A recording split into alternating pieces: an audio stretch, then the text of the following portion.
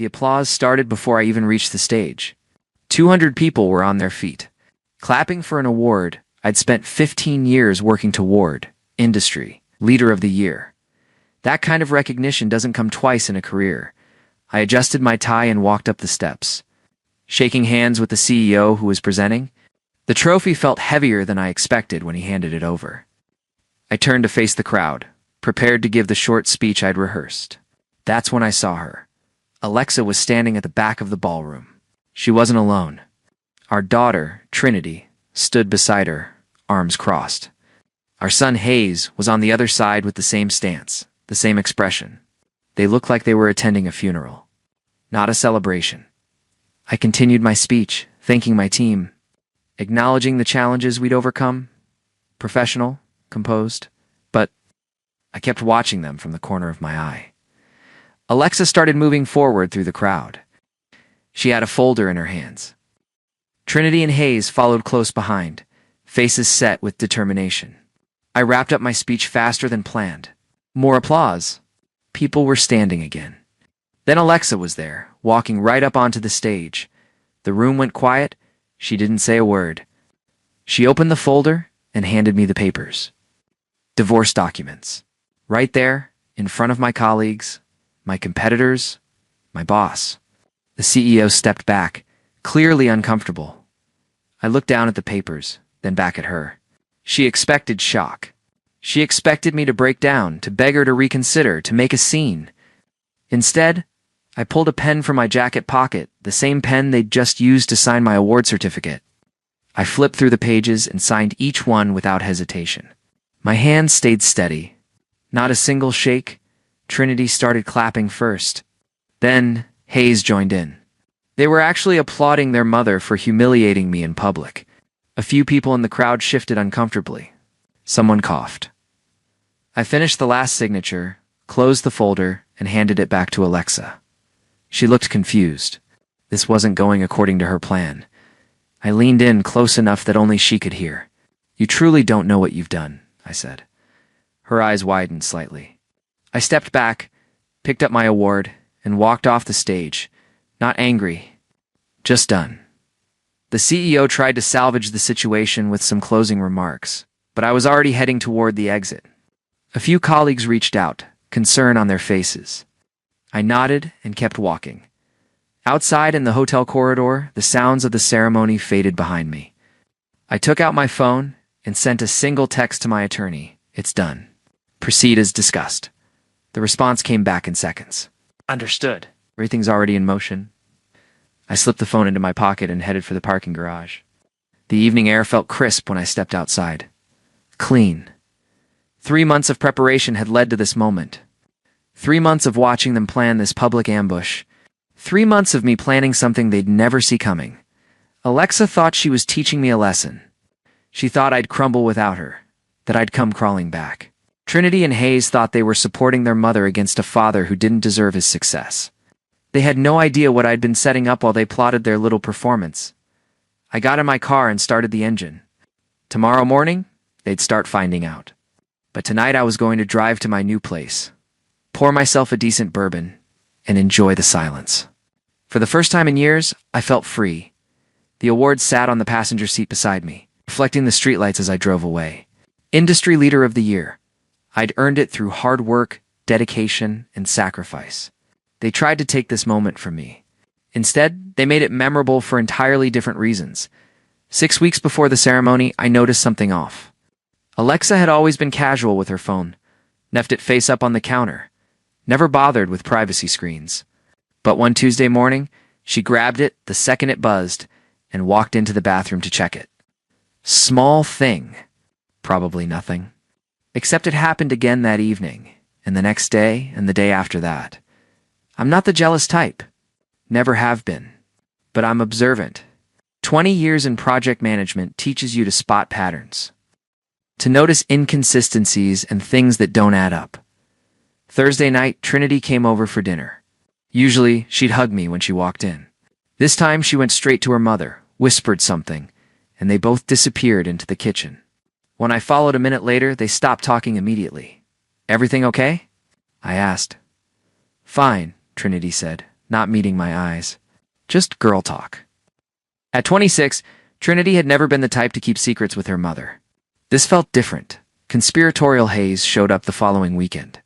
He lived 2 hours away and rarely visited without calling first. Yet there he was, sitting in the living room with Alexa and Trinity when I got home from a work event. The conversation died the moment I walked in.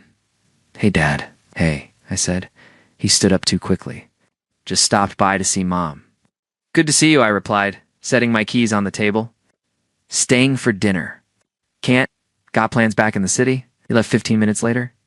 Drove 2 hours to spend less than an hour with his mother, and then left the moment I arrived. I poured a glass of water and sat across from Alexa. "What's going on?" "What do you mean?" "Hayes driving all the way here for 20 minutes. Trinity whispering with you in the kitchen. Your phone suddenly needing a bodyguard." She laughed, but it sounded forced. "You're imagining things." That night, after she fell asleep, I did something I'd never done before. I checked her laptop. She'd left it open on the dining room table. Email still logged in. I found the thread immediately. Subject line, "The plan." My stomach dropped as I read the messages. Alexa, Trinity, Hayes, and 2 of Alexa's friends from her social circle. They'd been discussing me for weeks. He's always prioritized work over family. The award ceremony is perfect. Public, humiliating, necessary. Trinity had written, "Mom deserves better. We should support her completely in this." Hayes added, "Agreed. He needs a wake-up call." They were planning to serve me divorce papers at my award ceremony. They'd already consulted an attorney. Alexa had everything drafted and ready. They were just waiting for the date. I sat in the dark living room reading through months of complaints I'd never heard directly. Grievances I'd never been given a chance to address. Accusations that I was emotionally distant, work-obsessed, taking them for granted. Some of it might have been true. I worked long hours. I traveled for business, but I'd done it all to provide for this family, to give them security, opportunities, a comfortable life. And instead of talking to me, they decided to humiliate me. I closed the laptop carefully, just making sure everything looked untouched. Then I went to the guest room and laid down, staring at the ceiling. By morning, I made my decision. If they wanted to play this game, I'd let them. I'd give them exactly what they were planning for. But I'd be ready. I spent the next week quietly consulting my own attorney. Not the family lawyer we used for wills and estate planning. Someone new, someone who specialized in difficult cases. I opened a separate bank account Alexa didn't know about and transferred funds carefully within legal limits. I documented everything. Our financial situation, her spending habits, the messages I'd found. I started recording dates and times when she'd exclude me from conversations. When the kids would visit, but leave when I arrived. When she'd make plans without telling me. 2 weeks before the ceremony, I found the house I wanted. A small place, 20 minutes outside the city. Already furnished, available for immediate occupancy.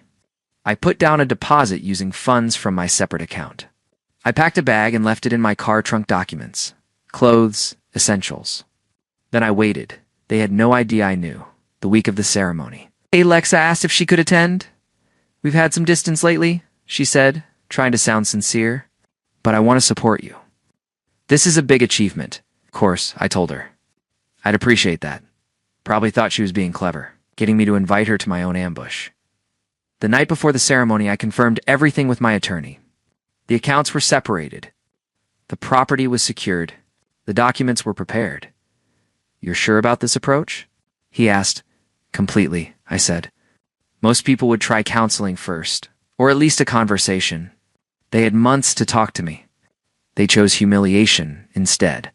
I'm just accepting their decision and making sure I'm prepared for what comes next. "You're calmer than most clients," he said. I've had time to process. I'd had time to process. That morning, I put on my best suit, straightened my tie, and looked at myself in the mirror. Tonight would change everything. But unlike them, I knew exactly what was coming, and I was ready. The problem started about 2 years earlier. Alexa joined a social group, women she'd met through a wellness workshop. They met every other week for wine and conversation. Harmless enough, I encouraged it. She deserved friends and time for herself. But the tone of our house started changing after those meetings. She'd come home with opinions about things that never bothered her before my work schedule. How I handled household decisions, how I communicated. Someone mentioned that their husband always asks about their day first thing. Another said her husband plans date nights without being asked. Emotional presence became a phrase that showed up everywhere. I tried. I asked about her day. I planned dinners. I even signed us up for a cooking class, though I'm terrible in the kitchen, and we both knew it. But nothing was ever enough. The comments kept coming, always framed as what other husbands did, always implying I was falling short. Trinity picked up the same pattern. Dad, you're always thinking about work. When's the last time you and Mom went on a vacation? Dad, you need to be more present. I listened. I made adjustments. I cut back travel by 20%. I stopped checking emails after 8 in the evening. I planned the weekend trip Alexa wanted. She canceled 2 days before. Said she forgot about a commitment with her wellness group. The phrase emotionally present became a blunt instrument. They kept telling me what I was failing to give them, but when I asked what exactly needed to change, nobody could say. If you have to ask, that's part of the problem, Alexa said. How do you fix something when nobody will tell you what's broken? I asked. I suggested counseling. She said we didn't need it. You just need to try harder, she said. So I tried harder. Came home earlier. Put my phone away. Asked questions.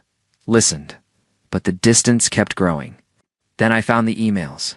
The plan became clear. This wasn't about emotional distance anymore. This was about building a narrative where I was the villain. They needed me to be the problem so they could feel righteous about betraying me. Alexa had spent 2 years poisoning our kids against me's subtle comments. Strategic observations, always framing me as inadequate. Instead of talking to me, they built a case. So I made my own decision. If they wanted me gone, I'd leave. But I'd do it on my terms, with my dignity intact and my future secured. They thought they were teaching me a lesson. They had no idea they were about to learn one themselves. The morning after the ceremony, I woke up in my new place for the first time. Sunlight came through unfamiliar windows. The bed was different. The sounds were different. Everything was different, and it felt good. My phone had been blowing up since the night before. 17 missed calls from Alexa, 8 from Trinity, 5 from Hayes, dozens of texts. I didn't read them. I forwarded everything to my attorney, blocked their numbers, and told myself they can communicate through legal channels. At 9 o'clock, Shields called. They're panicking, he said. Tell them nothing, I said. They're adults. If they have legal questions, they can hire their own attorneys. After I hung up, I sat on the back porch with my coffee. The property backed up to woods. Peaceful, private, everything I needed. My work phone buzzed. The CEO called. That took guts, he said. You signed the papers right there on stage. Handled, I replied. I'll be in Monday. Work was the one place where my value wasn't questioned.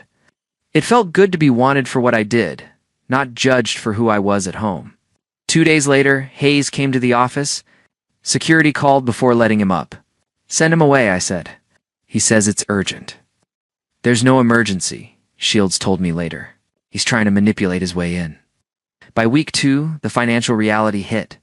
Alexa had been using credit cards in my name for years. Shopping, dining, spa days, wellness retreats. The cards were canceled. Her bank account had the amount specified in our prenup. Comfortable, but not unlimited.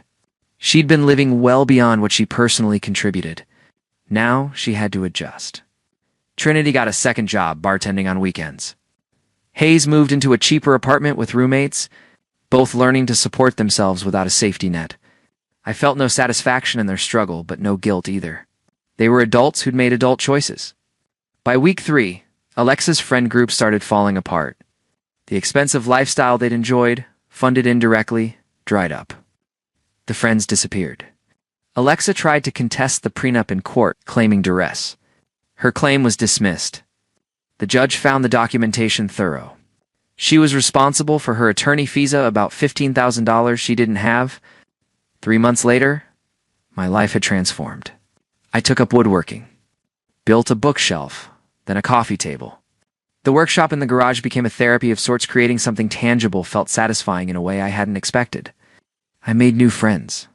Declan invited me to poker night. 7 guys, rotating houses, nothing serious, just beer, cards, honest conversation. Work opened new doors. 2 companies reached out about executive positions. I wasn't looking to leave, but it felt good to be wanted. I reconnected with someone from my past, Josie McGee. We'd dated in college briefly. She'd moved back to town after her own divorce. We grabbed coffee, caught up. No pressure. Just 2 people who understood how to rebuild.